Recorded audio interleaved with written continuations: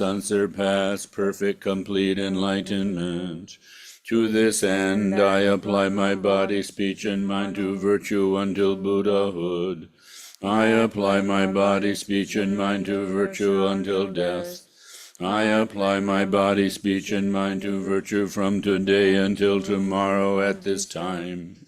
All sentient beings equal to the ends of space take refuge in the nature of all the body, speech, minds, qualities, and activities of those thus gone in the 10 directions 3 times.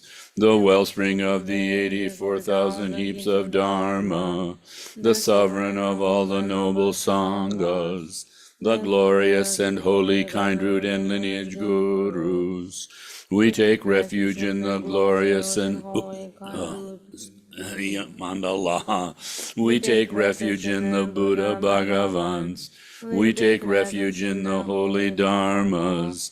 We take refuge in the noble Sanghas. We take refuge in the assembly of Viras, Dakinis, Dharma protectors and guardians, wisdom eye. We take refuge in the glorious and holy kind root and lineage gurus. We take refuge in the assembly of deities in the Idams Mandala. We take refuge in the Buddha Bhagavans. We take refuge in the holy Dharmas. We take refuge in the noble Sanghas. We take refuge in the assembly of Viras, Dakinis, Dharma protectors and guardians with the wisdom eye. We take refuge in the glorious and holy kind root and lineage gurus. We take refuge in the assembly of deities in the Idams Mandala. We take refuge in the Buddha Bhagavans. We take refuge in the holy Dharmas. We take refuge in the noble Sanghas. We take refuge in the assembly of Viras, Dakinis, Dharma protectors and guardians with the wisdom eye. Till I reach the heart of awakening, I take refuge in the Buddhas all. In the Dharma and assembly of Bodhisattvas too I take refuge.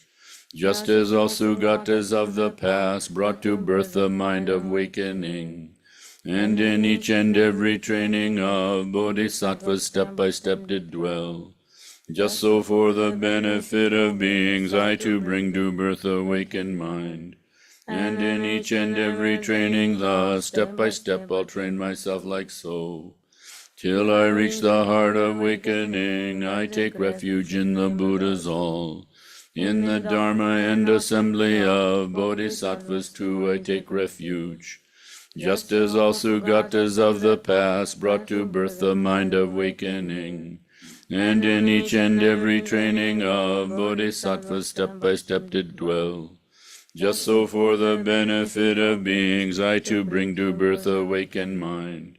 And in each and every training thus step by step I'll train myself like so. Till I reach the heart of awakening I take refuge in the Buddhas all.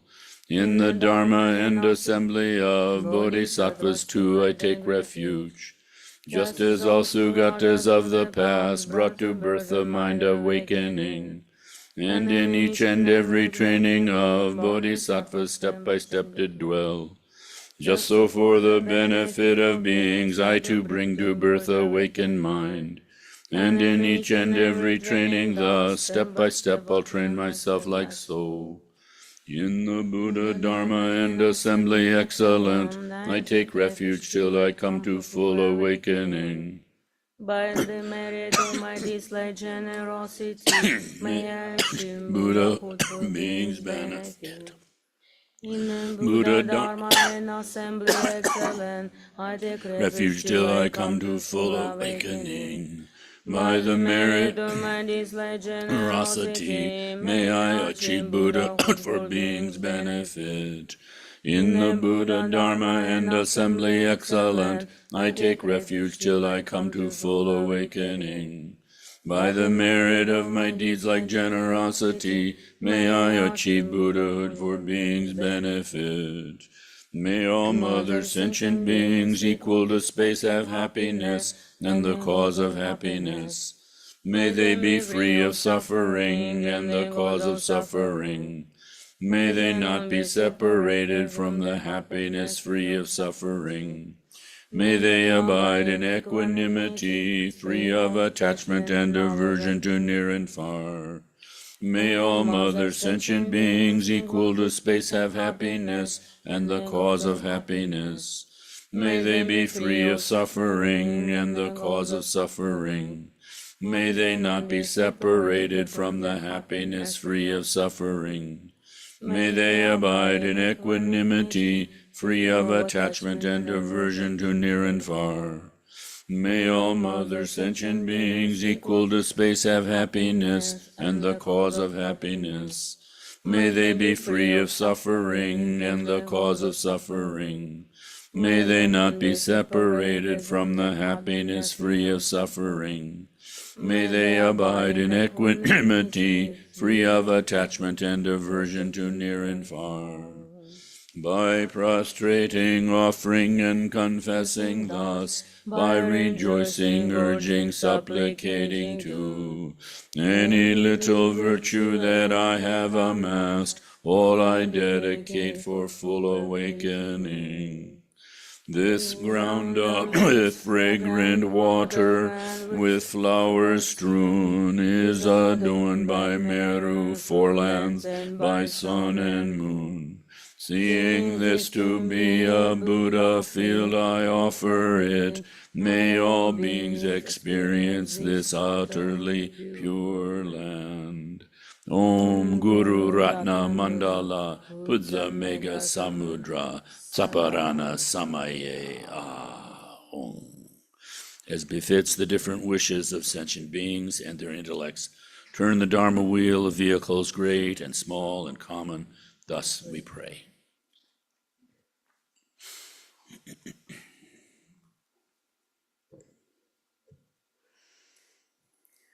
Good morning, friends, or good evening, depending where you are. Dobry вечір. So today we continue teachings and practice of Shamata practice. Short recap what we did yesterday. First, it's important to understand why do we practice Shamata practice.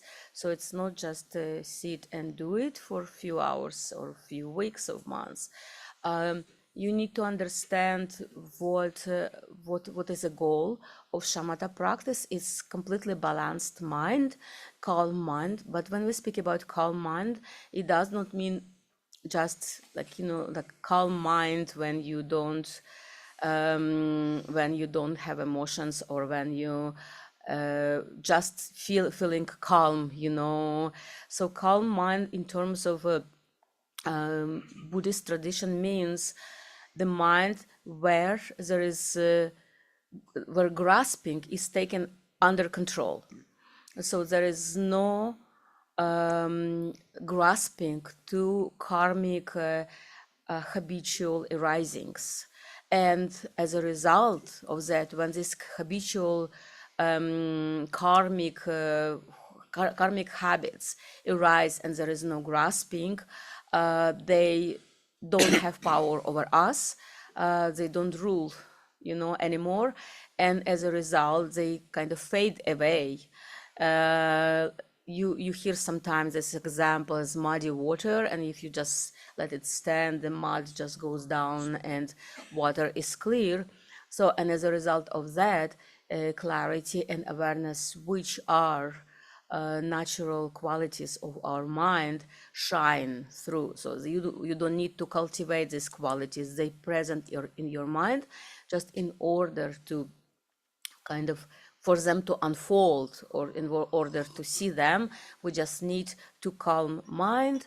And for calming our mind, we have this skillful means of practice of Shamata, concentration on the object. There are different types of Shamata, but whenever you apply whenever you apply technique, putting your attention on the object, That's a practice of shamatha. And at the beginning, we may use outer object like pebble. Yesterday we used pebbles and shells. You can use inner visualization like letter syllable hung or a red ball when you practice Vajra recitation. So it doesn't matter, but yesterday we practiced with outer object.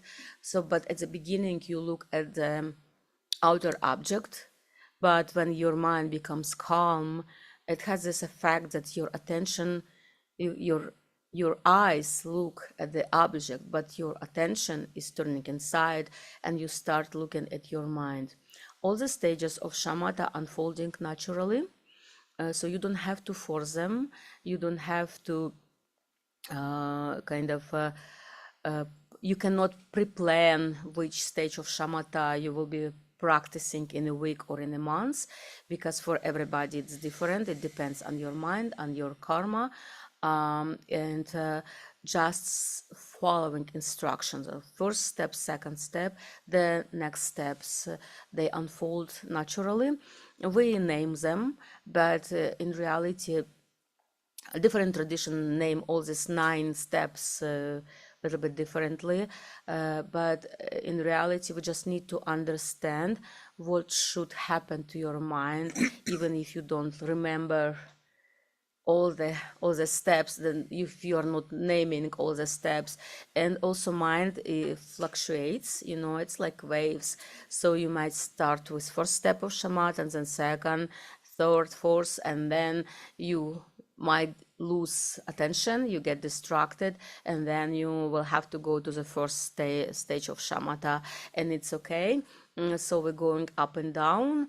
We don't need to force ourselves. Once we reach certain stage of shamatha, it does not mean that you're going to stay there like forever. You might lose, I said, like you might get distracted, and then you start from first stage, and like, but every time when you getting distracted and you have to come back to previous stage, it goes faster and faster and faster.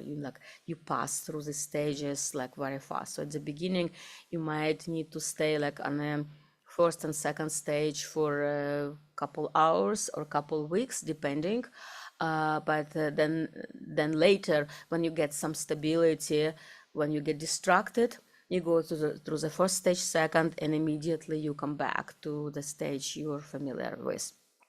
So, and yesterday we were using skillful means. At the beginning, the first stage, when we were placing our attention on the object, and we use these pebbles. So, which we are going to do today. Also, the pebbles and shells are on the table. If somebody could pass, thank you so much, Kim.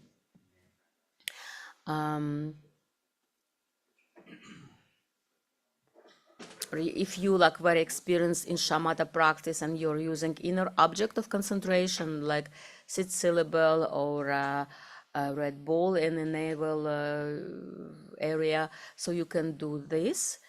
So as I said, there are many different types of shamatha.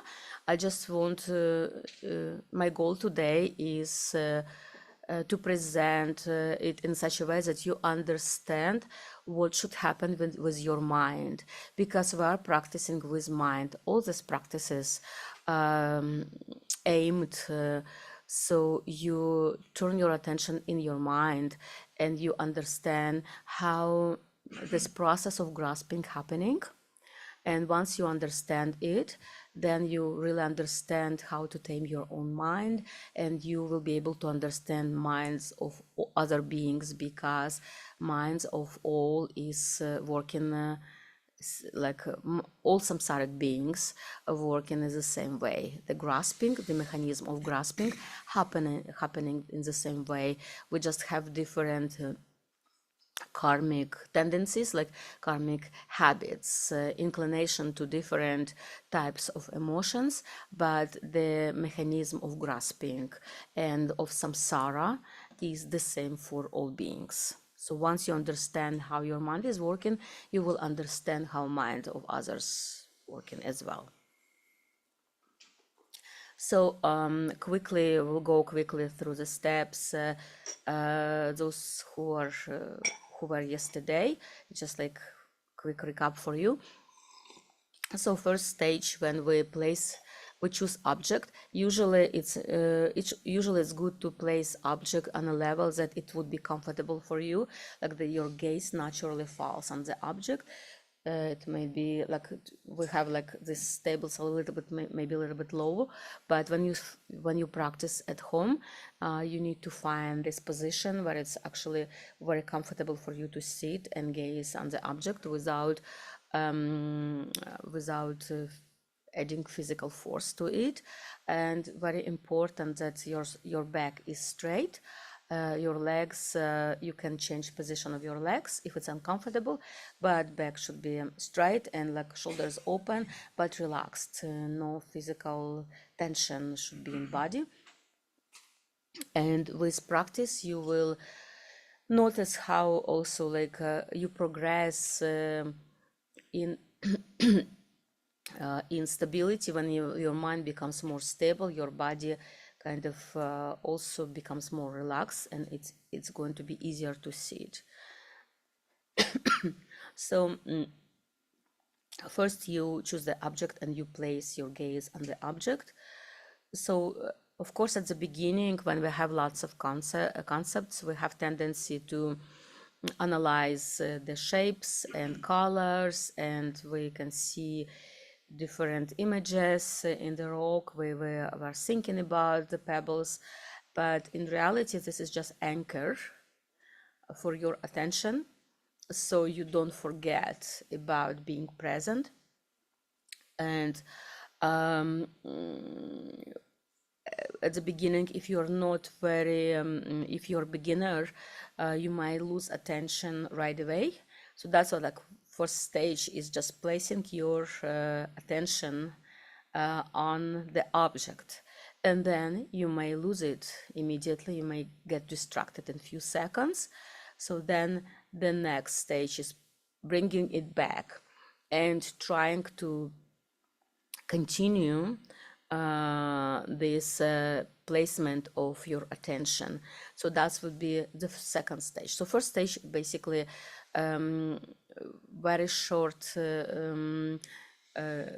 it's this very short time which you spend on concentrating on object, but then you bring your attention back to the object, and again and again and again, and you actually trying to sustain your attention for a little bit longer time. So that would be the second stage. So basically, I'm sure that all of you, even beginners at least, can practice already second stage, you know.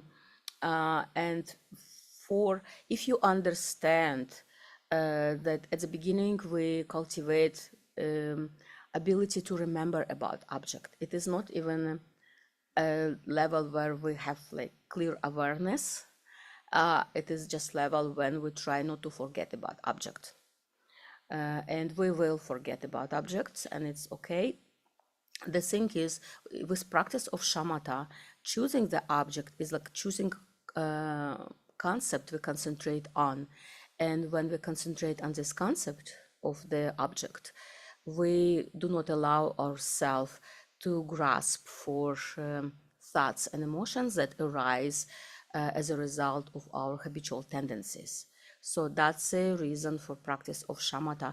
We are not feeding our karmic habitual tendencies. But because we cannot just decide and not to feed our habitual tendencies, we use another concept to concentrate on.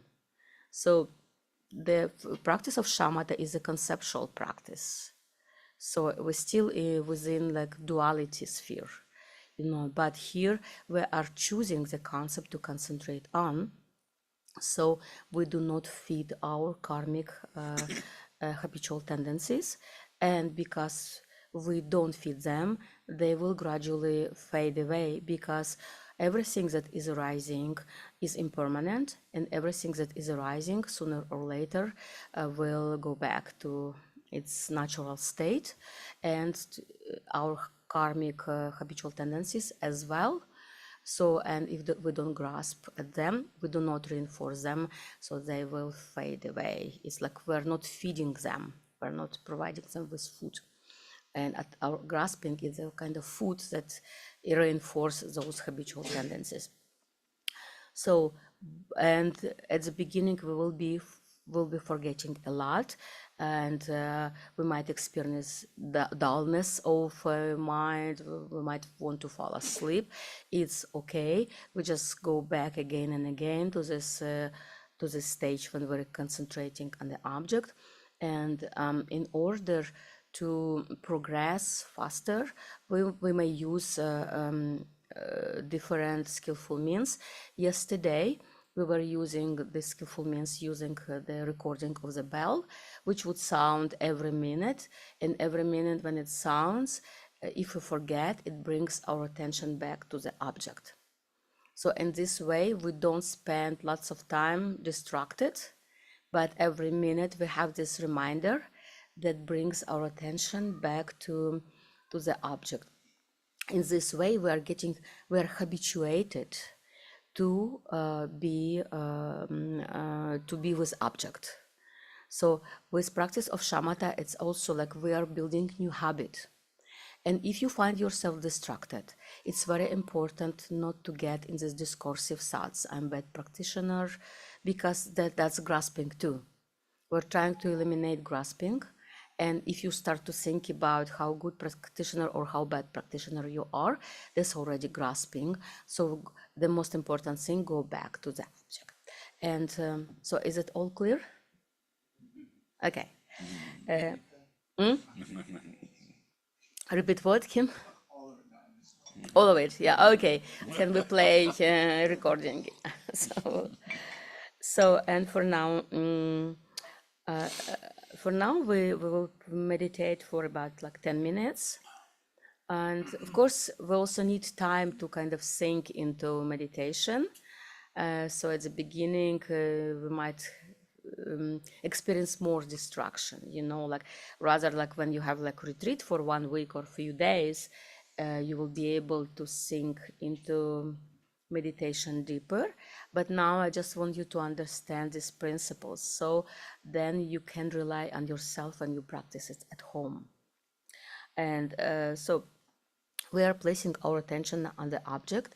I'm going to play this recording with the bell, and every minute when you hear the sound, if you are distracted, you bring your attention back.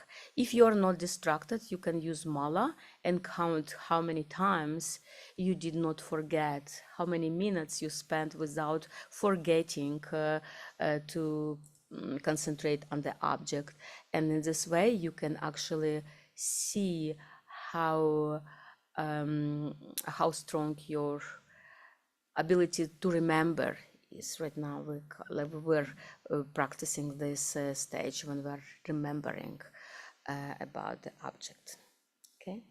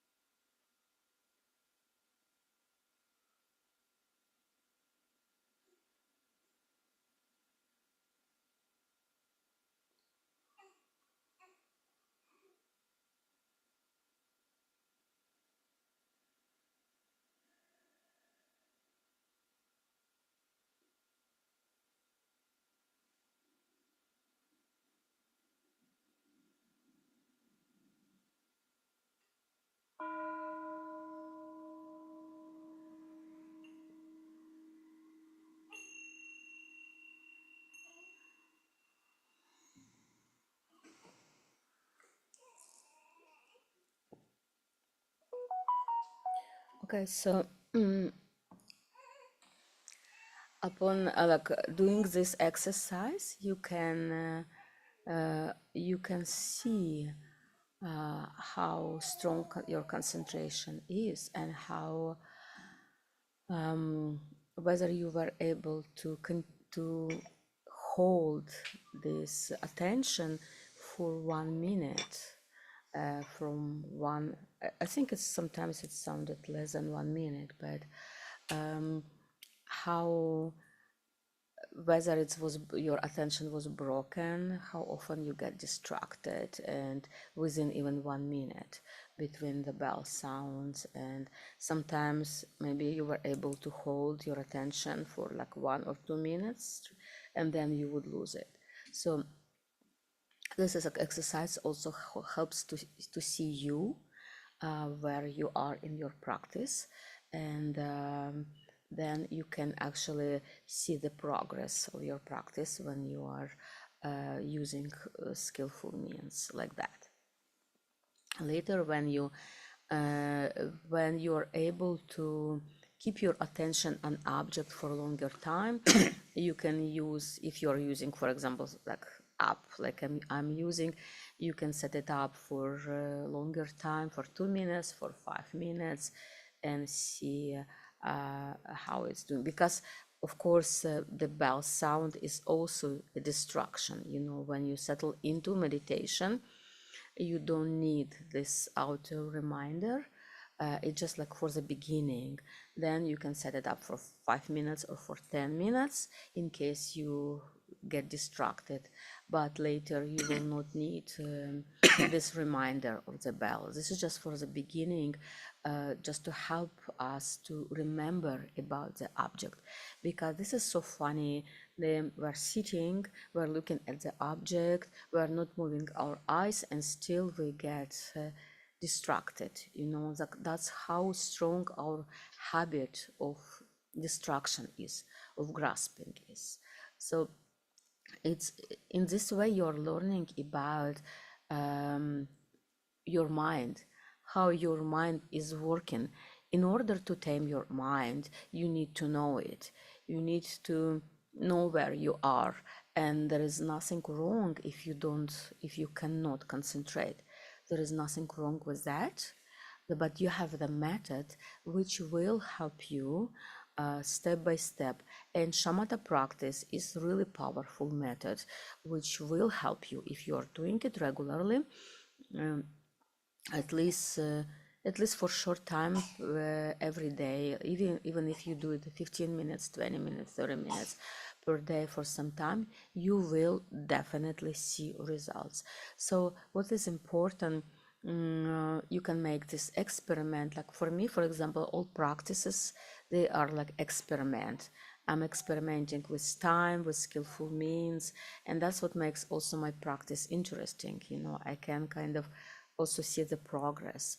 And so if you, for example, decide to do this practice for 1 month, every day for 1 month, no matter what, within certain period of time, and for example, 30 minutes a day or 20 minutes a day, and just do it every day. And when you sit, it's better not to move your eyes, because when you move your eyes, prana is moving, it may activate more concepts, you know, more grasping. So what I was doing, I was setting up alarm clock for a certain period of time. For example, at the beginning in my first retreat, I would set up alarm clock, because my retreat master Traga Rinpoche was very strict about this. Don't move your eyes. You can move your legs if you need, but don't move your eyes. And I had my first sessions were 2 hours long, and sometimes it was really difficult, because when you meditate, you don't know how much time passed, whether 15 minutes or 1 hour. And sometimes when you're really tired, there's this urgency to look at the watch, to see, like you're kind of waiting for the end. I'm just honest with you, you know, so you know, like nobody is just like sitting down and getting into this Mahamudra state of mind, or like getting perfect concentration. I had difficult time to learn how to concentrate, and say I was struggling at the beginning because these 2 hour sessions, and you lost in time, and you don't know, and it's difficult, and you put lots of effort in your practice, and you're like, oh God, how long? How long is still to the end of the session? And at the beginning it was difficult, but because I would not allow myself to look at the clock, sooner or later I had to give up. It's very interesting how our mind working. When you do not feed this grasping, sooner or later it's just like, okay, I'm not going to bother you with that. And I found that at some point I was able not to grasp at the thought how long to the end of the session, but I was able to concentrate on the object. And I think like when we have this access to clock and to kind of seeing how much time is left to the end of the session, it really harms our practice. But at the beginning you will struggle, like trying to figure out how much time is left.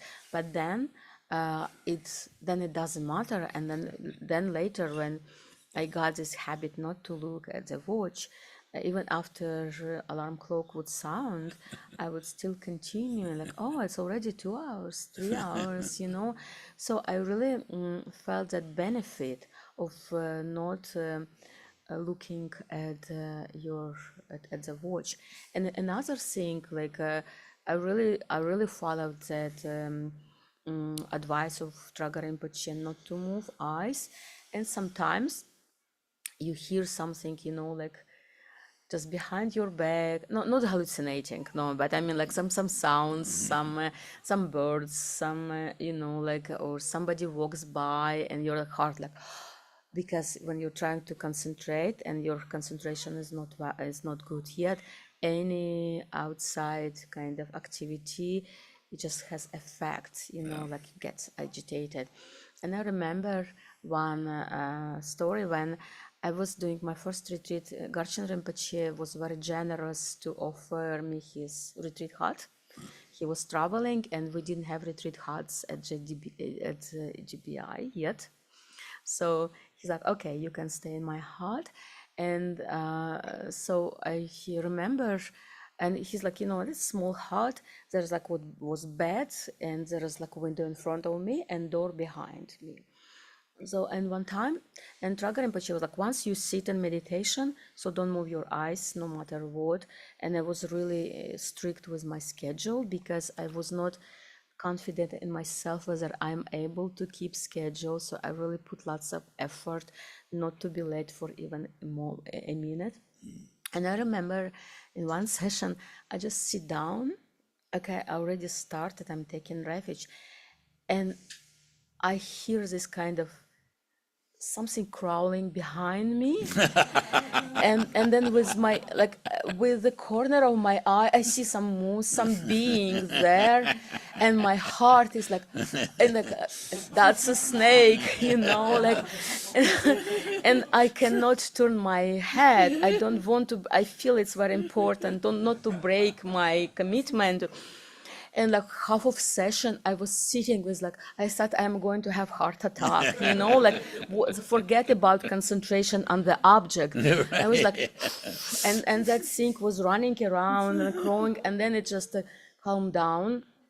And after maybe about 40 minutes or so, because I would not allow myself to, to look and like whatever, and like it just, suddenly like my mind started to calm down, and like by the end of session I was able to concentrate on the topic.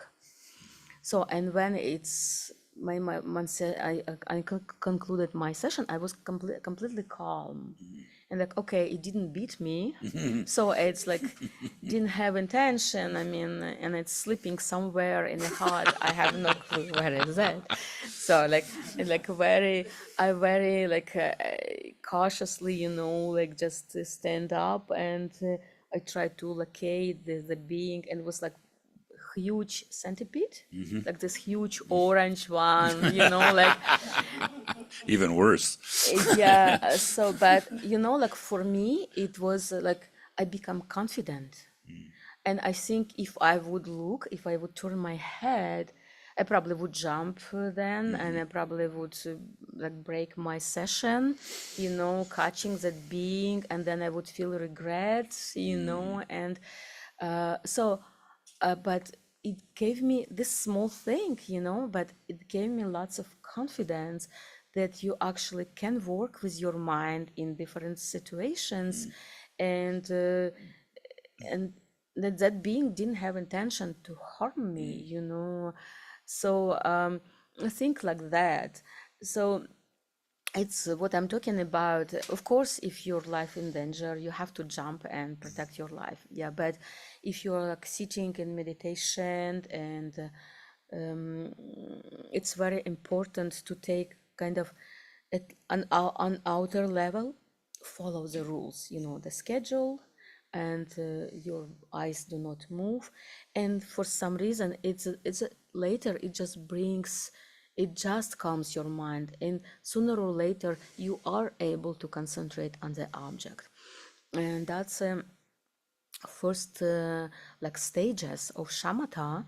Also, we cannot call it like really balanced mind, calm abiding yet, because the awareness is not, like real awareness is not present here yet. Of course, noticing when you get distracted, it is kind of awareness, but it's not that level of awareness we are seeking for in shamatha practice.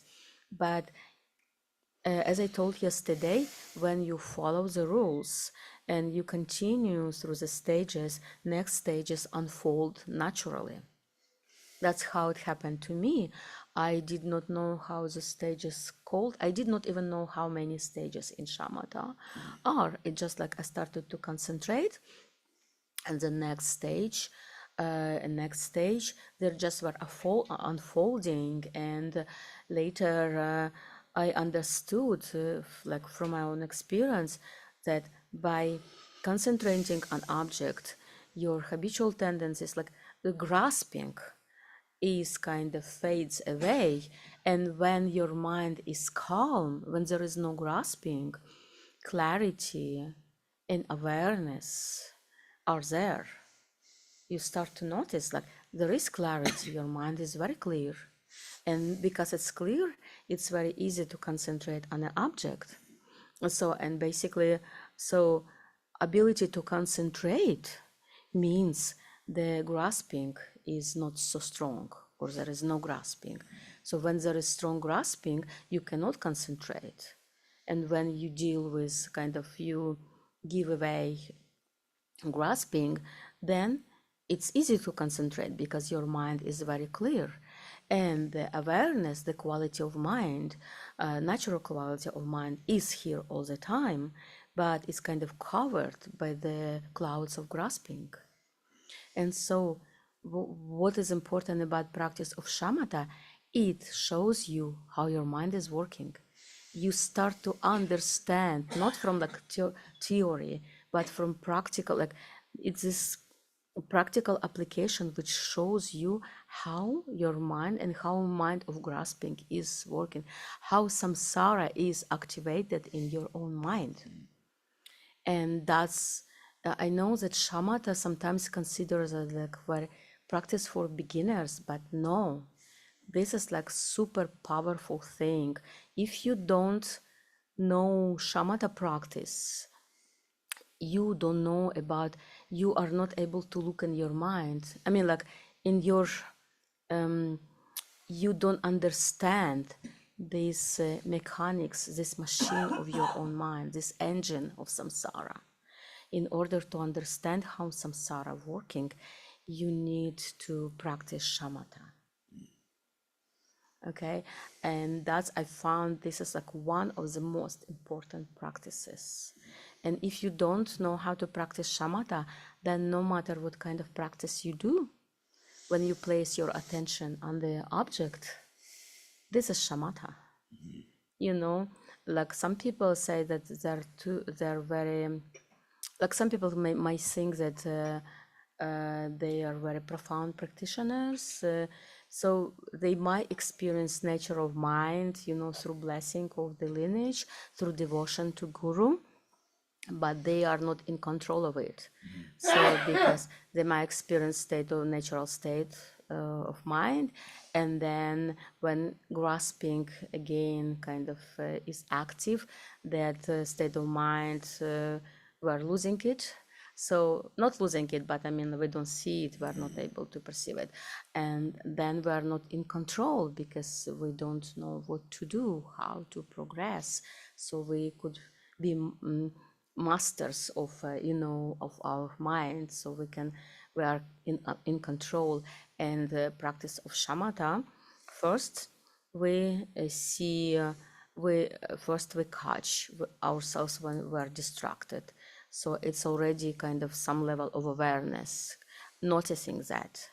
And then we trying to remember and not to allow ourselves to be distracted. So the next stage would be we already are able to remember some, and we already are able to recognize when the waves of distractions happening, when knowing, okay, I'm going to lose it now. So, and that's another stage, you know, of awareness. We might not able to perceive it from like at the beginning, but we are able to catch ourselves when we're already distracted. But the next stage is like when we're catching ourselves, we're about to get distracted. So, and this will happen naturally. You will be able, you don't need to learn about this. You will be able to notice it when you practice shamatha and you place your attention again and again and again here to the object, and you do not feed your this chaotic, you know, arising of habitual tendencies. So your attention becomes more refined, and you start to notice when you're about to be distracted. Not all the time at the beginning, just like sometimes you're aware of it, sometimes you're not, but then more and more and more. And with that comes the ability to stay with the object more and ability to remember. So that's more deeper, like deeper level of awareness.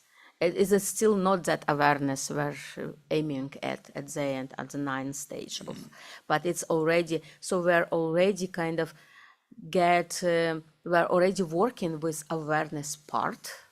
So, and that's what is cultivation of awareness called also.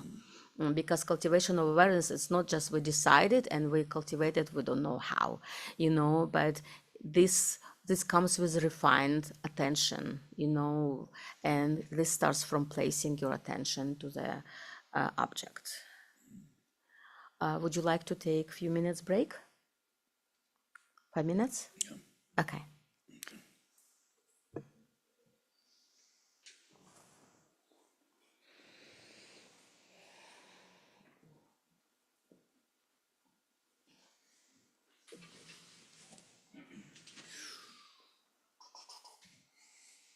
And please don't stand up when I stand. Please feel comfortable. Yeah, just naturally. Yeah. Well, this one's doing naturally, no standing.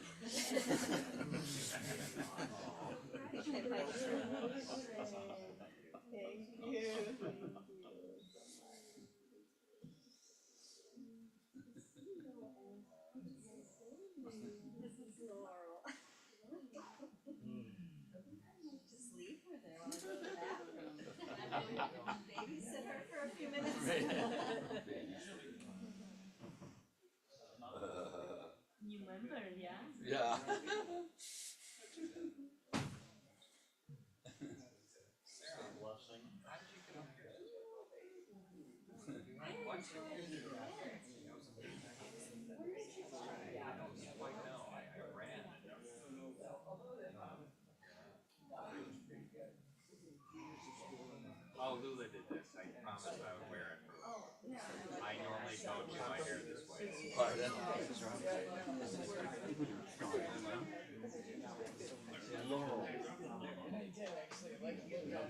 another flower. My friend died, and I got it. Balls asleep right there. No, I'm just coming over to do that. Oh, good, yeah. Yeah. I know, I just noticed. So let's get a little, let's get all that sneeze stuff out of it. Recirculating.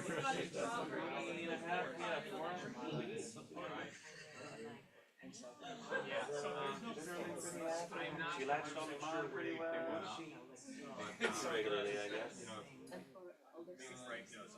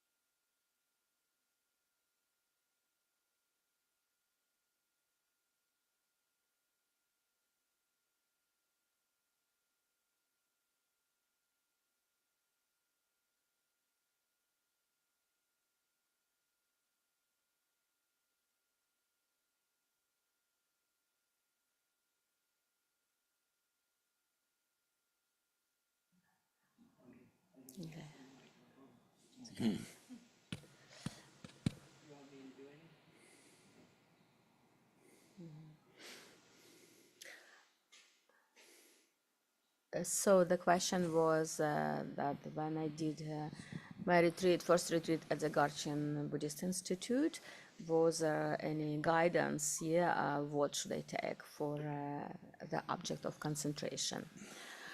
So actually, the very first retreat was 100-day retreat.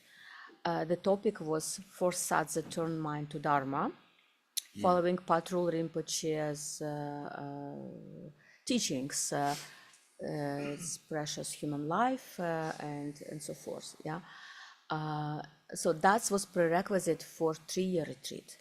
So at that time, everyone who wanted to do 3-year retreat was required to do 100-day retreat on this topic. That was Tragas Rinpoche's order.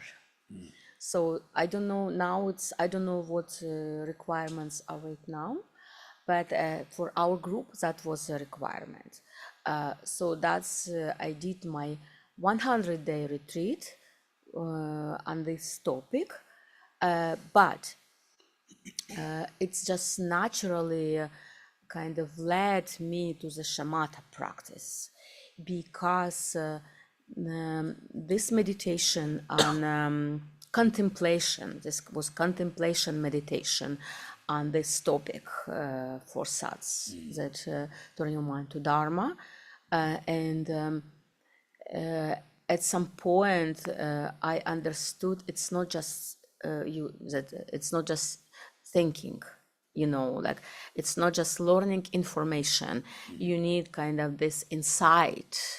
It should bring you to this kind of insight.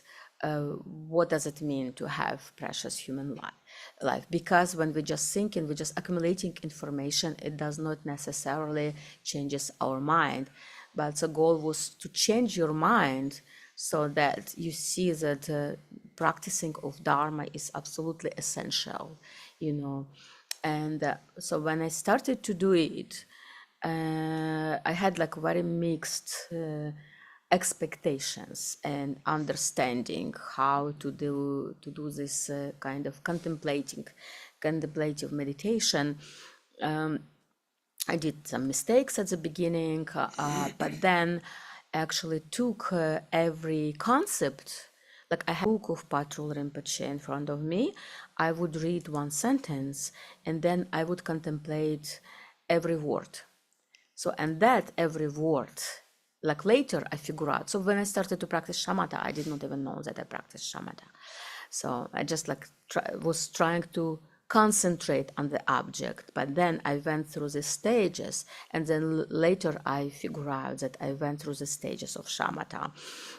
So it's kind of happened naturally for me when I started to concentrate. So, and when I would took a word for like a single word for example, like human life, and then I would contemplate what is human, and then what is life, and what is precious, and then what is precious, and like taking example from my own, what my understanding of precious, what my understanding of human, based of course on information I would read from Patrul Rinpoche's teaching. And so I would contemplate every word, and in this way every word would become my Shamata practice, Shamata / Vipassana. So in this way I would take one word like precious, and like what does precious mean? So precious is something that it's very difficult to obtain. What does it mean difficult to obtain?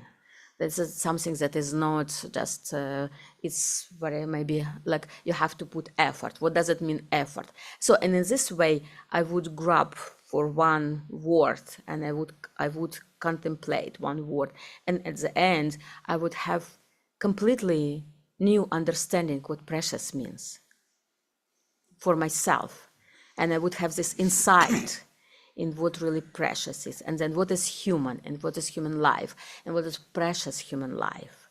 So, and So, but at the beginning, I thought it's just thinking, thinking and learning information, but it didn't give me any insights. It didn't give me any new understanding and understanding why do I need to practice Dharma, But so, and when I was concentrating on this one word, basically I went through the Shamata stages, and that's what was my experience. So I didn't have instructions at the beginning how to practice Shamata, because I practiced it through this contemplative meditation. But then later, I experimented with different types of shamatha when I already understood what's going on, and so I went. That's why I say shamatha, when you practice correctly every stage of shamatha, the next step unfolding naturally, because that's what happened for me. But because at the beginning I did not know what has happened, is that it is actually shamatha practice, I had lots of questions. For example, when I would experience clarity, and then awareness part would arise, I did not know what to do with that. Where should I continue concentrate on object, or should I look at the awareness? So I spent some time trying to figure out what's going on. But then actually in instructions of shamatha, it's very clear. Yes, so awareness is arising because it's a natural quality of your mind, and it's arising as a result of concentration. So clarity and awareness is a result of putting your mind, concentrating your mind on object, because then you do not grasp at your usual concepts. And when you don't grasp, they calm down. And when they calm down, awareness and clarity is there. So, but because I did not know what should I do with that awareness and clarity, I spent some time in confusion. So, because they are practices then that you can look at awareness, you can look at thoughts that are arising in this clarity, but that's different practice. But when speaking about shamatha practice, you concentrate on object all the time to the end, but you look outside, but your inner gaze looks inside. So your eyes look outside, but looking out, that's why.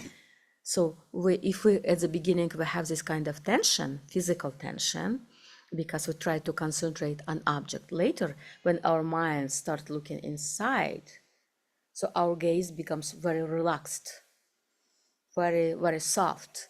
We don't need to put effort in order to keep our gaze on an object, because this is just skillful means not to get distracted, and our eyes do not move, and we just inner gaze looks inside.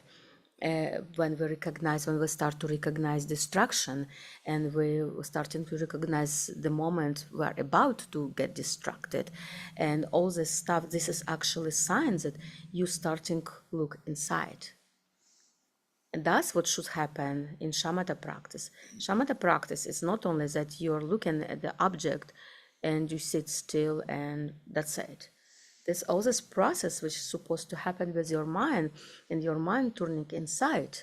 And that's the sign, I say, when you start to recognize when you're distracted, and when you recognize when you're about to be distracted, and then when you recognize there is like clarity of mind, and there is like something at the back of your mind recognizing when the thoughts still arising, like that this your karmic, because you have these karmic tendencies. As long as you have karmic tendencies, the thoughts will arise.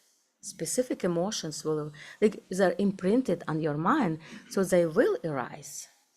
But the thing is, we don't pay attention to them, we pay attention to the object. But you will notice at some point there is still movement on the back of your mind. And when there is this notice, you understand that's awareness which notices that. So this is kind of you already kind of have like these two aspects of mind. One aspect is concentrating on an object, but another aspect is noticing that there's still movement going on. But you, at that moment, that's when I had confusion. So there is this part, this awareness, which is noticing that there is still movement, like habitual tendency is still rising, thoughts not necessarily forming to the very end. There kind of notions, like some thoughts forming partially, and then because we don't grasp at them, they disappear. They don't last long. You actually can see that thoughts are impermanent. That's your experience. And so that's my confusion was, because I did not know what to do with that. Should I look at those arising? Should I continue looking at the object? But the thing is, you need to continue looking at the object. So that's the awareness that is noticing that movement, and longer, and more you continue practicing this way, more stable your mind is, then mind becomes more clear. So there is no grasping, there is no this feeding habitual tendencies. They will still be arising, and awareness will be noticing them, but your job is to continue looking at the object. And in this way, there is more clarity in your mind, and your awareness becomes stronger and stronger. And then you feel this sharp presence of awareness while you're looking at the object. There is observer, and there is this quality, this characteristic of mind, or this is quality of mind, or that there is something that is observing how you concentrate on object. But at the beginning, that's awareness. But at the beginning, it just we can perceive it just through recognizing distraction, and then recognizing how we're about to distract. And then this is something that noticing that movement at the back of your mind.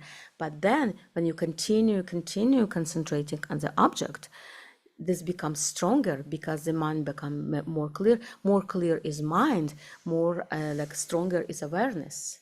It's just it's not that stronger, it's just more, it is shining, it's more appearing, more noticeable. And later you have this aspect of your mind that is awareness, that is observing. So at the beginning it's kind of it's not controlled here. It's just it's just noticing that there is still movement going on. But then later you're able to turn this awareness. So this awareness is looking at you, how you look at the object. And that's when meditation starts. So from this point, we can speak about real meditation. So of course, we call all this meditation, when we sit, when we relax, when we concentrate. But real meditation starts when you have this awareness that observe how you look at the object. Because from this point, you can control your non-destruction. Because before that, you will be forgetting about object. For as long as you don't have this strong presence of awareness, you will always be forgetting about object. You will be distracted. There will be moments of distraction. But starting from that point, when you have this awareness that looking at you, how you look at the object, you can you become really master, of your meditation. And here we come to the point where Buddha says the meditation is like a tuning instrument. Sometimes you have to tune the strings, making more loose or more tense. This is a point which is controlled by awareness. You look, and when you feel it's still, your meditation is still a little bit shaky. It's not even. It's there is some level of balance, but it's not complete yet. This is not the final stage of shamatha yet. So this awareness will look like and will recognize whether your mind becomes more sluggish or like agitated, and it will tune your attention so it's even, so it's not shaky, so it's not wavy.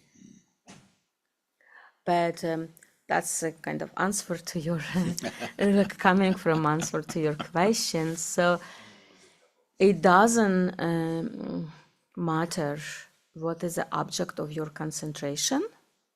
Of course, there's some objects it's easier to concentrate. For some people, it's easier to concentrate like on pebble. For some people, on breathing, Some people for like it's letter hung or ball of flame. So once you choose it, so you are going to proceed through the stages. And if you have patience and you understand these stages, even you don't need like to distinguish them, like this is first stage, this is second, because they will fluctuate. Like your mind is still kind of your mind is very flexible, and you will kind of go through stages, back and forth. When you're distracted, you're going a few stages back, and then when you're concentrating again and your clarity improves, you go forward. But you will be going in the same session, will be going up and down until you reach the final stage of shamatha.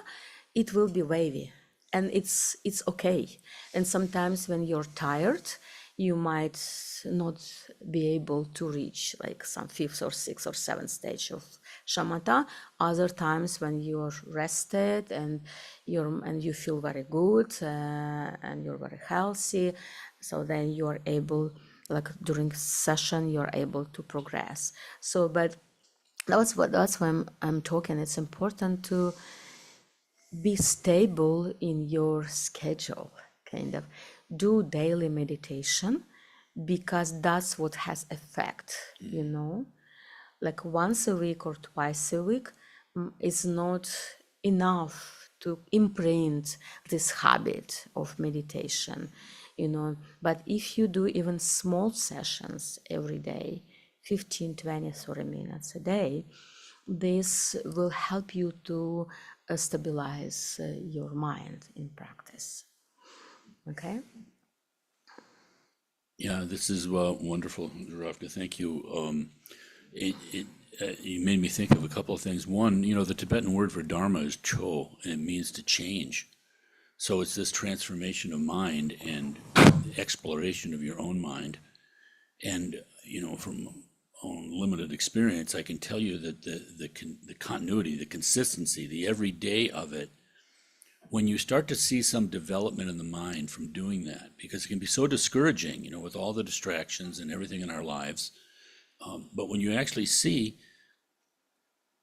there's like a discovery of the path, the inner path, and there's a tremendous psychological benefit that comes from suddenly your confidence increases because you actually have a path. And so no matter what kind of malarkey is going on in your life, you have this inner path that can't be taken away from you. And so there's an immediate, again, I say psychological, sociological, all these benefits were all just, side benefits really. But also this understanding, then suddenly the rest of the Dharma starts to make sense, the whole Mahayana, because to the degree that you start to understand the workings of your own mind, like she's describing, and like she said, you can see that in other people. So suddenly for the first time, you have a one-to-one understanding, an inner understanding of other people that maybe they don't even have themselves, which of course is compassion. So compassion is more than this just emotional compassion that is, we hear about in our culture. In that, it's this deep understanding, and yet deep, doesn't make it. That should not be a thing that pushes you away, like it's something that's out there a billion miles away or something. It's right here, right now in our mind. I mean, it's just truly a miracle that somehow all of this has come to us. There's something practical that you can do in your own house without needing really anything, 15 minutes. So yeah, thank you. Thank you, Frank.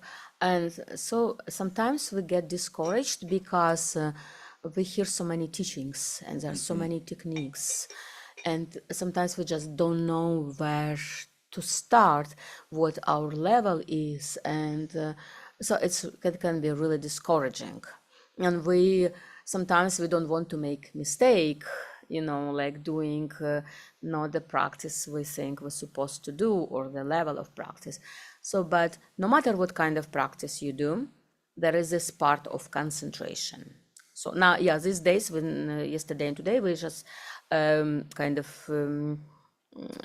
talking about concentration. Of course, the altruistic motivation, guru yoga, that's super important things. But this yesterday and today, I just kind of talking about concentration part. No matter what kind of practice you do, you always apply this concentration aspect of Dharma. If you do Nyondro, for example, and you do prostrations or Vajrasattva or Guru Yoga, there is visualization part. And the concentration and visualization part is your Shamata practice. No matter what kind of practice you do.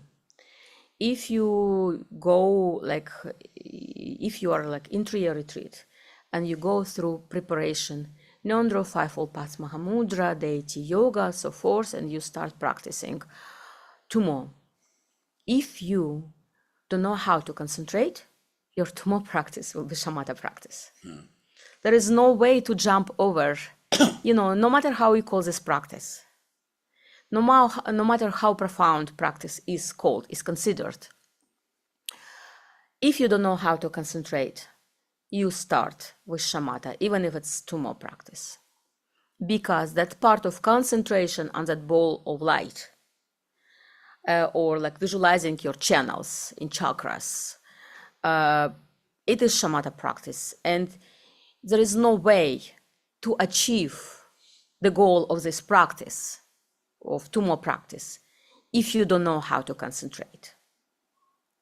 So it's very important to understand, no matter what practice you do, first, what the methods you apply is Shamata methods. Of course, in Vajrayana tradition, we have this powerful practice that can bring you to the result much faster, because there is Guru Yoga, which activates the blessing of lineage, which helps you to go through all the stages really fast, or Deity Yoga, which also activates the blessing of lineage and your chakras and channels, which brings you to the result much faster. But in order even to practice Deity Yoga, you need to be able to concentrate on this Hung syllable. You can recite mantras without proper concentration. It will still make imprint on your mind, but you are not using the practice to the full potential. So, and that's what's important to know. But when you are practicing Vajrakilaya or Tara, and you are concentrating properly without waving, on Hung syllable, and there is devotion to the lineage, and you recite mantra with clear visualization, at least clearly visualizing Hung syllable and mantra, then you might experience sudden, you might jump into the natural state of mind. You might experience Mahamudra through this concentration, but you still need to be able at least to concentrate properly on that syllable. So you can, I said, you can travel very fast, but in order to use the potential of the practice, you need to be able to concentrate. Okay, so then no matter what you do, when you place your attention on the visualization, that's Shamata practice. Microphone? You have a question? Okay. Maybe. Thinking about it. Do you have any questions? Okay, if there, Man with the mic. Well, while we're waiting for a question, you also made me chuckle when you were talking about not looking at the clock. Because certainly my experience has been with the clock. And yes, you check on the clock and it's an hour session perhaps. And you look and gee, 2 minutes have gone by. And so then you have this whole distraction of Yeah, yeah. your agitated thoughts, like it's not going as fast as I want it to go. And it's funny. There was one other thing with time when Lama Gape was here once, and we were doing it was a mantra session actually, but it was just three of us. It was in Buffalo. And he and I had a misunderstanding. I thought he was timing, and he thought I was timing. It went on and on and on. And there wasn't any meditation going on. And finally, he rang the bell. No, he looked over at me and said, "What are you doing?"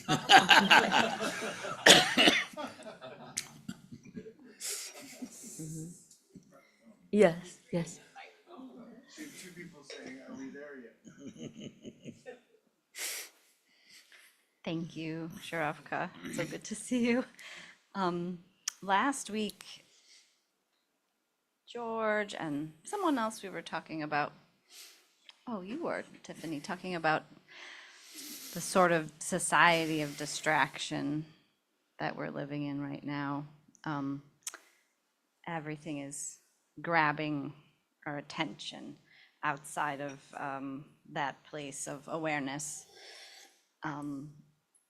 And certainly that looker upon the looker is gone. But I was thinking about, so in my life, a lot of that distraction seems so almost like virtual, like I'm lost in a thought and I'm very disembodied, or like I'm at a computer and I'm disembodied. But I was thinking of how sometimes when I'm coming back to the present, there's a lot of sensorial experience. So, not just sort of like, and this is kind of just the beginning stage of like, where have I been? Suddenly I'm feeling a rain on my face, or I'm smelling the incense, or like even the noise that might distract you. I'm at such a basic level that it's just even the noise of in around me is reminding me that I even exist at all. That's the level of mental distraction I'm in. So I was sort of wondering, because a lot of the tight focus on either a word or a breath or a visual tone, it's so very tight and so very specific. And I was wondering, do we ever use Like broad. like an overall, like the feeling of my body here on the seat, and light, and kind of other sensory experiences? Because and on a side note, connected with my daughter, who, sometimes we are just not communicating well. And I've noticed sometimes we end up connecting through negative emotions, like emotion as almost a sensory experience, because your heart is beating, maybe you go to tears and you're feeling your face, and even though it's all backward and it's all wrong, somehow in those emotions we are connecting because we're coming back into our bodies in some ways. So I guess I'm trying to make sense of that contradiction, because parts of it seem like distraction with senses, or they seem like kleshas with negativity in your emotions, but somehow then there is like it leads toward something that can begin to put me back into a place of precise concentration. So I don't know what if you have any thoughts. So there are like few questions. And the first, we're talking about specifically Shamata practice, yeah? And how to use Shamata practice like in different activities or like in meditation. So in Shamata practice, it is isolating one aspect. This is like this is artificial state of mind. This is not natural state of mind. This kind of artificially created technique, which will help us not to learn how not to grasp for habitual tendencies, yeah, to how to cultivate awareness and clarity. So this is like exercise, you know, like so that's why we're talking about one aspect. And when we're speaking about practicing shamatha in daily life, sometimes I give example like you do repetitive activity, and you concentrate on one aspect. Like when you're washing dishes, you can't concentrate on a touch. So that's because we're talking specifically about shamatha practice. So about connecting through the negative emotions, yeah, another thing, whatever. I think the strong emotions, with shamatha practice, what is the goal also? Keeping us present. So being here and now, keeping us, we're learning, like we are abandoning distraction, which removes our from being present.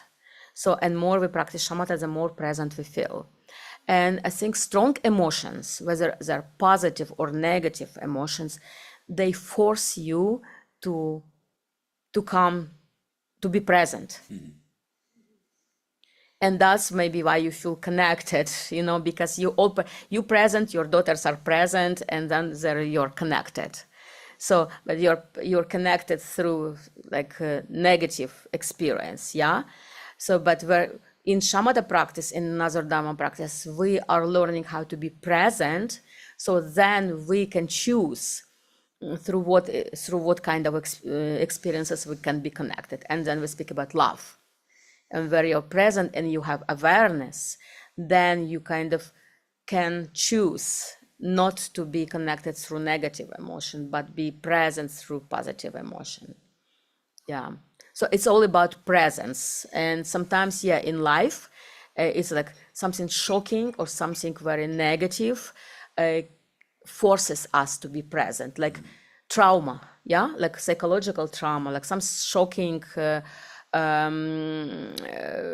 whatever events, they make people, like they force people to be present here and now, especially like, for example, we're speaking about like events that threaten your life, and you're totally present. You don't care about things that you cared 5 minutes ago and it's the most important thing in your life.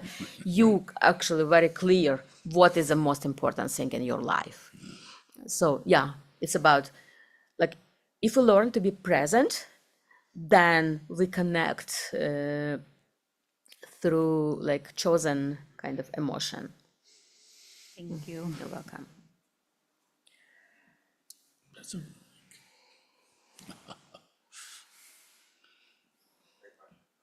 Great thing. Thank you.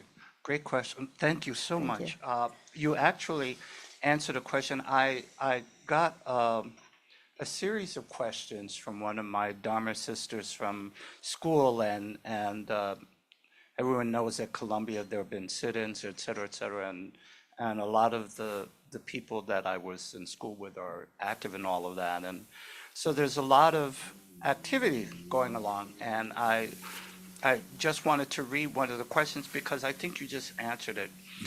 She writes, Dharma question part 2. What do right view and non-clinging mean in the face of extreme propaganda? How can we have moral clarity and humility at the same time? What does nonviolence mean under conditions of genocidal violence?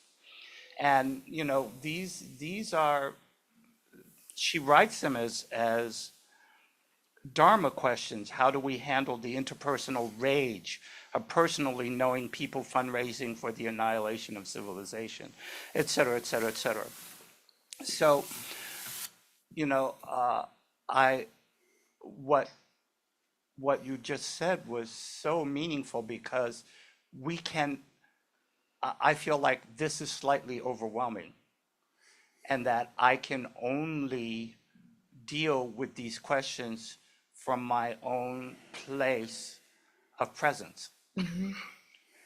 Meaning that I can't be present there, I have to be present here. And so this idea that that's the questions are almost a distraction if I can't localize them to some sort of meaning in my life right now at this time with what I can do here. And it begs this question of think globally, act locally. You know, what's locally? Locally is can be as simple as smiling at my child and raising them are in a good way with these questions in mind, with these things in mind. It can be as simple as building my Shamata practice so that I can be more present and be more available to people. I just felt like there was a kind of coming full circle for all of these incredibly complex questions about Dharma practice and how we use them in the world to a kind of personal and simplistic, not overly simplistic, but very personal and in the moment kind of view of that. So I wanted to just thank you for that enlightenment. Thank you, thank you. And like we are born in this human sphere with these human bodies. It's also like there is karmic connection to this reality and to this chaos that's going on in the world also. And also we're born with this human body which has this like faculties, you know, to we perceive outer reality through our senses, you know, and very often our reaction based on that perception. So, and that's very interesting. So many human beings actually completely base their kind of existence or whatever on this reaction. So, and this reactions becomes automatic. Yeah, whatever we hear, whatever we smell, whatever we taste, we immediately have reaction. You positive or negative, we don't even notice it. We either accept or we don't accept. So on more gross level, we have like different emotions about things that we perceive, but on like deeper level, whatever we perceive, we immediately have this dualistic reaction. We either accept it or reject it. And that solidifies our karma even more, and we push away experiences we don't like, and we bring up experiences that we kind of accept, and that's like attachment and aversion working immediately. Whenever you perceive anything, you immediately activate this samsaric circle. Immediately, if there is no recognition, whatever you perceive here in this room, whatever you smell, you feel with your body, you hear, you either have like acceptance or rejection, even before you recognize it. Of course, then if we contemplate deeper, like we can kind of put it, okay, so that's how my senses work and how like why I perceive it, because I have this karmic kind of tendency, you know, I have my experience, whatever, in this life or like in past lifetimes. But even in this life, you perceive certain color, you see certain color, you immediately have reaction, slight reaction. You like it or you don't like it. And that's already something that you built in this lifetime. Because in beings in other spheres might not have eyes. You know, perception might go different. Like, you know, beings in Bordeaux, they don't have these faculties of perception.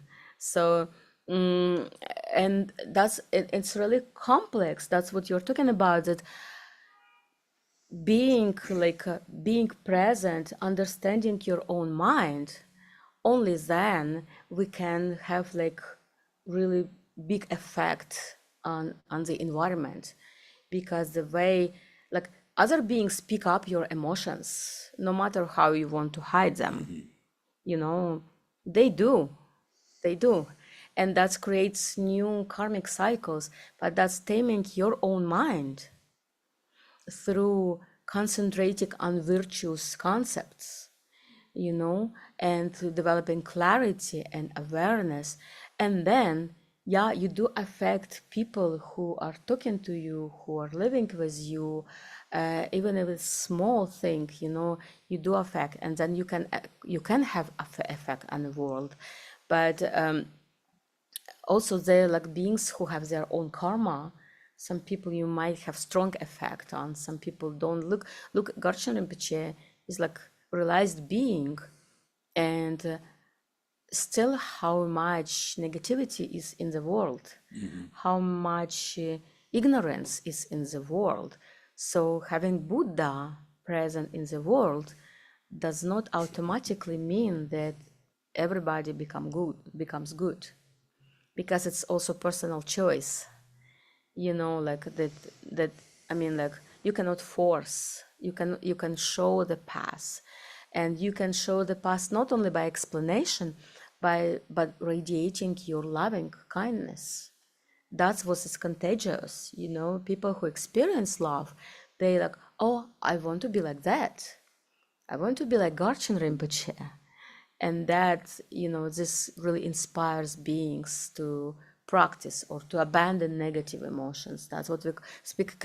Connection to Dharma happens when persons start to abandon negative emotions, distinguish between what good and bad. That's where connection to Dharma starts. And yeah, you're totally right. We need to tame our mind. And if we raise good kids, if we have effect on people with whom we work, when we help others to imprint on their mind good emotions, so that's when we have effect on this world. Yeah. And it becomes very we might become very disappointed when, like, we cannot change the world. Like, there is war going on, there are wars going on, and you cannot stop it immediately, and it's very discouraging. But you just have to keep going and do small thing you can do, and they're like affect other people, and they will do the small thing whatever they can do, and then finally that will have effect. That Buddha is called courageous one, because you need also to have courage first to look in your mind and not to get discouraged if things don't work out. If you're only the warrior in the field, you still have to go. That's what courage is. Even if entire world does not support you, but you're doing right thing, you just keep going. You don't get discouraged. That's also a kind of part of the path. And we're not powerless. Thich Nhat Hanh tells a story of, you had this center in southern France with all these Vietnamese refugees, and they were telling him stories after the communists took over Vietnam of these people fleeing in boats, refugees, and in the South China Sea they were preyed upon by pirates. And you'd have these terrible situations where pirates would take over this boat and raping and killing and murdering, all this stuff. And one of the people in one of these boats told Nhat Hanh that if there was one calm person in the boat, the level of violence was less. Not through any kind of exhortation or anything, any kind of outward activity, but it somehow affected the pirates, that there was someone there who wasn't panicking in this extreme way. It wasn't total panic situation. It seemed to affect them. You also made me think of this Jataka tale of the little parrot who, the forest is on fire and all the animals are dying in that. And he continually dips into a lake and flies over the flames and shakes his wing with just a couple of drops. And people are telling him, you don't have to do this. This is pointless.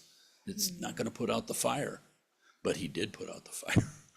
So I think we have much more power than we know, just in the inherent nature of our mind. But I know our whole culture, we think we have to cover the world with leather. That's how suffering's going to go away. But it goes away by putting on a pair of sandals.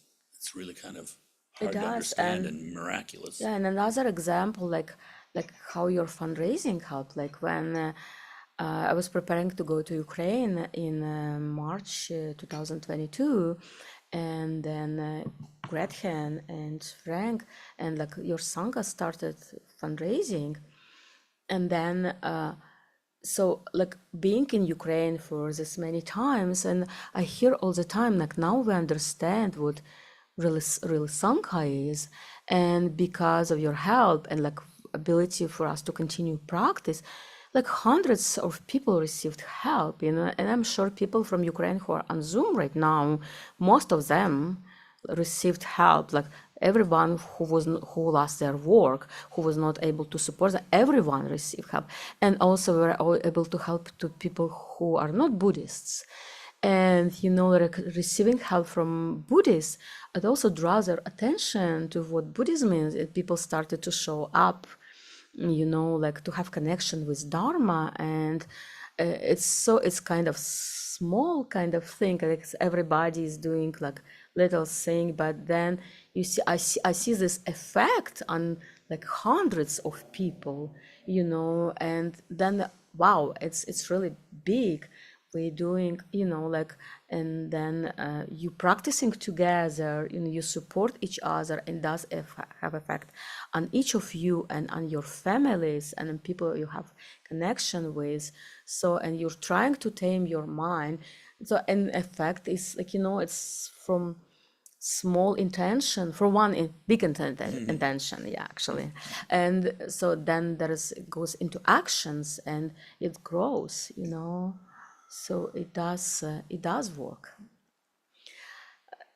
Yeah. Hi, thank you so much for the teaching. I had a question if there's time. I wasn't sure.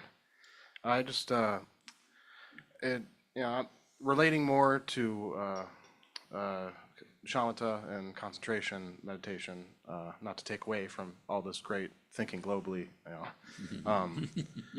I am, you know, I'm a pretty poor practitioner. I'm not very good at meditation. I'm really good at, you know, self-deprecation. That's the thing I know that I'm good at. Really born into this. We've talked about this culture of distraction. You know, I'm a pretty young guy. I've had a cell phone in my hands since I can remember.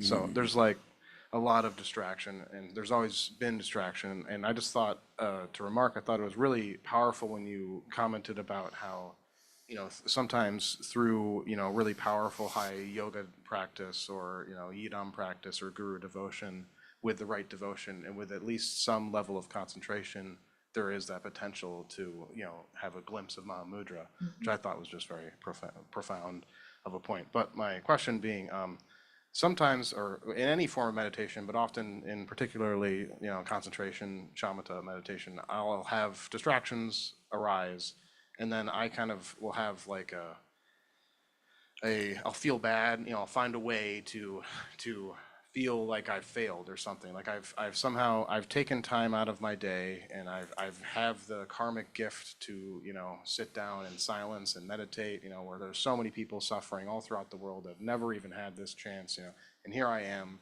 unable to, you know, remain, you know, aware, and that sometimes leads me to feel like frustrated in the moment, which, you know, I think in my own practice helps in a way, because that becomes sort of a practice in and of itself to recognize that frustration and to try to work with it. But then sometimes afterwards, I leave with like a sort of feeling of like a guilt, or like I just feel like I sort of failed my like lineage or something. I failed the blessing that I've been given to allow myself to attain some sort of concentration. And I feel, yeah. So do you have any suggestions or any experience with that sort of feeling of? You know what? I'm listening to you, and like now I'm like, I'm starting to feel guilt. You know, and like, oh my gosh, there's so many videos I could put on YouTube. You know, like all those teachings I gave, or like all those questions I like I have to answer. You know, like so. I think so. I think that many people think at the beginning, or even not in the beginning, that like about themselves as being poor practitioners. And I guess like you're talking about like even though you practice, you get distracted, yeah, and for that, I guess we need to use skillful means. So we need to find a way to bring dharma in daily life. So if we are distracted by something, like we first like noticing that we are distracted, it's already a good level of awareness, you know. Acknowledging this is already very important, and then we start build our daily practice, like in daily life, step by step. We choose one specific activity, like for example, okay, so there is sitting meditation, and it does have effect on your mind, you know, it does, but then if you are not able to kind of continue the same level of meditation, or you feel that you kind of abandon practice through distraction, so then you need to find kind of to choose one activity, like per day, which you do every day. So whatever, which is not connected to cell phone or computer yet, because that cell phone is really hard to control. We do not abandon our activities, but we find the way how transform our activity into Dharma practice. So, and then if you choose first like one activity and you try to turn it into Dharma practice. For example, if it's showers that you take every day, just apply these techniques which will turn your shower into Dharma activity. So then it's not only showering, this is Dharma. And like take it as a practice, like not just, okay, today I'm doing and tomorrow I'm not doing, but take it as serious as your practice. If it's like Vajrasattva practice during shower, then you have like clearly visualize Vajrasattva, you have clearly visualized that Hung, and you have clearly visualized this nectar that going through your body, and like whatever impurities they feed the beings of the lower realms, and they bless them too, they benefit them too. So, but it's very important to take it very serious. Or you choose any other activities that you perform every day, and it should be short time, like 15 minutes, no more. And try to build these blocks of activity when you do not allow distraction to be present. So you isolate this activity from other activities when you may distract. And if you are distracted during the day, it's okay. It's okay. It's not about, we don't necessarily change our life right away. But yogi, if you want to reach enlightenment soon, you have to be able to develop skillful means which will turn your entire life into Dharma path. And that's already, so this, nobody will do it for you. You have, okay, you sit down for your formal practice, and then after you finish your formal practice, or before you start, you take pen and paper, and you spend 5 or 10 minutes dedicated to choosing your activity. So it should not be spontaneous. You have to plan it. You have to schedule it. You have to apply this discipline part. Don't think that practice will develop spontaneously. This is illusion, you know? So you have to schedule it and be very serious. Okay, so this like from 8 to 8:15 every morning, I'm practicing Vajrasattva, and I'm accumulating 1,000 shower practicing Vajrasattva, and then or 100 or 30, and then I dedicate it. So do like this. You have to choose specific activity, whether it's walking with your dog, or whether it's like cooking, or whatever you do every day, and dedicate this like 15-20 minutes to this activity. Did it answer to your question, or no? Or like you need more clarification? Hi, thank you so much. So I'm meditating on my rock, and there are distractions, and then I go back to try and concentrate. But sometimes in life, those distractions are negative emotions. Anger arises, and it's like I'm angry, and I identify with that anger. Is it shamatha practice then to like take that anger and in a sense make it a rock, and then concentrate on the nature of what that anger is and objectify it, and then find good practice in that, so that you take your negative emotion and turn it into an object to be perceived? Okay, so the question is question about shamatha practice, or like when anger arises in daily life, like when anger arises during. Okay, so in shamatha practice, we kind of cutting away discursive thinking. That's what I said. This is artificial kind of state of mind to train ourselves not to grasp. So basically, when anger arising, we are concentrating on a rock. So we are not paying attention to that emotion. So that's a technique of shamatha. We are abandoning emotions. We are not kind of taking them on a path, we are cutting them away. So this is application in shamatha practice. We make effort not to pay attention to these emotions. So this is not the way it will always happen. This is just technique which allows us not to pay attention to that emotion. You just keep concentrating on a rock, and when there is emotion arising, you trying to be present, not to kind of give right to this emotion. Let me phrase it a little bit differently. Can an emotion be an object like a rock? You Yes. can contemplate. Yes, but that's not, Contemplate yeah, an but emotion not, as you can a yeah, rock. Anger, love. absolutely, but that's not classical shamatha practice.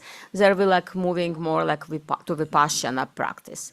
Emotion totally can be the object of concentration if you are able to look at it and not be overwhelmed by it. So that's what I'm talking about. So, and we will talk about this more after lunch, because that's also, we're moving to Vipassana practice, and that's very powerful technique to, in order to be able to look at emotion, you need at least some level of concentration, yeah? Because if you cannot take emotion as an object, then emotion will take over. Yeah. But that's a very powerful technique you are talking about. And so we will talk about this after lunch more. Yeah, that's actually very helpful, because that's something we can apply in our life. So then we will dedicate to it our afternoon, how to work with thoughts, what are we doing when they are arising, and how to apply our practice. Yeah, so how to apply, how to use these emotions, how to be able to not to be overcome by emotions. Okay, so thanks for your questions, very important. So then we make a break for lunch. For lunch, 2 o'clock when we come back. So And just briefly, happy birthday to to you. Happy birthday to you. Happy birthday, dear Keen.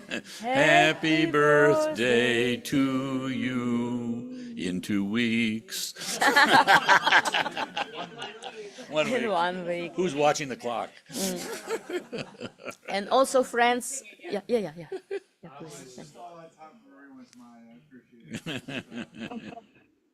Can you say something about Keen? No.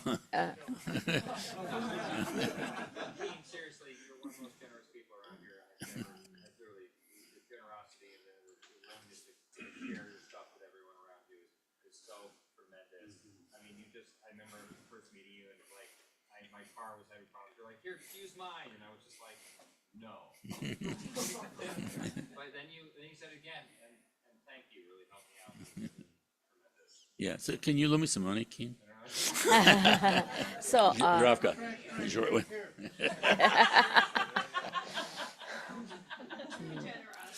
Zdravka. so friends, also there are some bracelets blessed by Garshan Rinpoche. Unfortunately, we don't have a lot.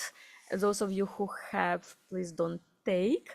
But those of you who don't have, please take. We don't have like all the sizes, but if it's too small for you, you can put it on your mug, so it's in front of you, and they're outside. For my toddler. she found them. Okay, so we'll see. We'll meet at 12. Yeah.